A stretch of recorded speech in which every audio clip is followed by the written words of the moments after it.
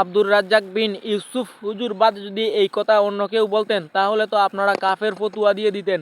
এখন আপনারা এই হুজুরকে কি বলবেন কমেন্ট বক্সে অবশ্যই বলে যাবেন। ইসলাম সৌদি আরব থেকে বের হয়ে ইরাকে ঢুকেছে, ইরাক থেকে বের হয়ে ইরানে ঢুকেছে, ইরান থেকে বের হয়ে পাক ভারতে এসেছে। এই বিকৃত ইসলাম বিকৃত মানুষের কাছে থেকেছে 750 বছর। তারা চলে গেলে এই বিকৃত ইসলাম থেকেছে 190 বছর ইংরেজদের কাছে। তার উপরে এই ভূখণ্ডের উপরে থেকে যে দীর্ঘদিন যারা পাকিস্তান থেকে দেশে এসে রাজত্ব চালিয়েছিল তারা সবাই ছিল শিয়া। মিস্টার জিন্নাহ শিয়া, মিস্টার লিয়াকত আলী শিয়া, প্রেসিডেন্ট আইয়ুব শিয়া। তাদের হাতে দিন ধর্ম থেকেছে, ক্ষমতা তাদের হাতে থেকেছে।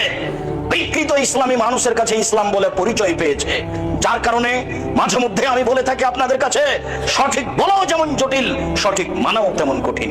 কেন? সঠিক কথাগুলি বেঠিক কথাগুলি দুটাই আরবিতে লেখা আছে। আরবি বুঝে জাতির সামনে বলাও জটিল, কেননা যখন আপনি সঠিক বুঝেছেন তখন জাতি তো ধর্ম মনে করছে আরেকটা। আপনি যদি বলেন সমাজ আপনারটা মেনে নেবে না, সমাজ আর রি করে উঠবে।